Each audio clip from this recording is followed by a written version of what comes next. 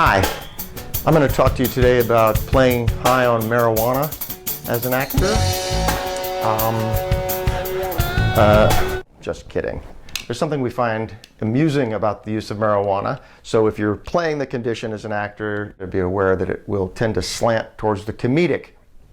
Now, there are different kinds of marijuana. You go to a marijuana dispensary, you'll see row upon row of jar upon jar of different kinds of marijuana, but you could think about them as basically on a scale of the heavier to the trippier. This is going to date me, but the heavier used to be called the Colombians, and the trippier was the Hawaiian.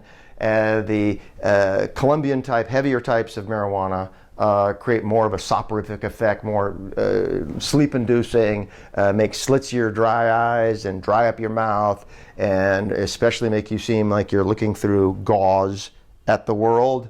And the trippier marijuana is more like LSD. Marijuana is, in fact, a low-grade psychedelic, and so the trippier kinds of marijuana are more clear-eyed. The most important thing that you could do to establish the condition that will get people on board that you're high on marijuana is to find something fascinating that in life you might not. Could be anything you find interesting that is a common object, and you start becoming fascinated by it. Never mind something that's genuinely, unusual or different.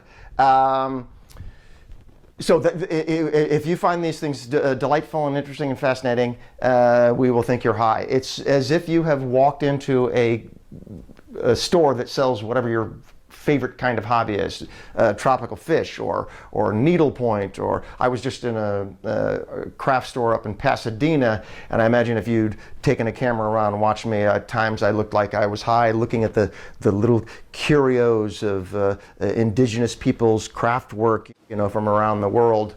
Now, having said this, I am not advocating the use of marijuana. The fact is probably that the hangover condition, you find the world less interesting. What goes up must come down.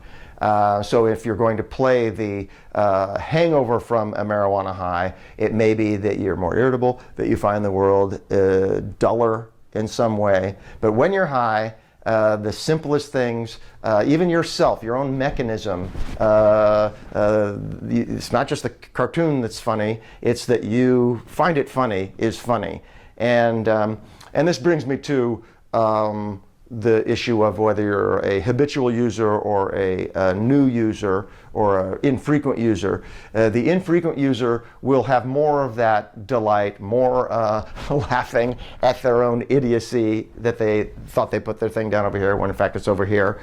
And the habitual user, that wears off. It's like the guy who works in the tropical fish store. He's used to the tropical fish. He still finds them fascinating. It's an environment that he likes being in, but it doesn't have that wow factor. Besides smoking marijuana, you can also eat it, and that's going to give you a different kind of high.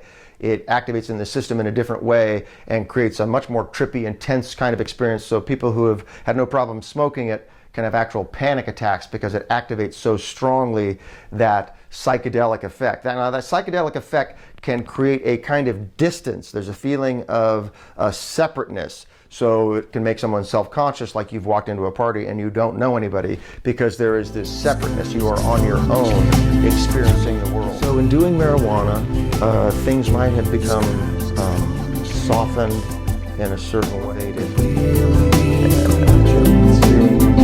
Another aspect, push through the veil. I suppose it's a higher chakra.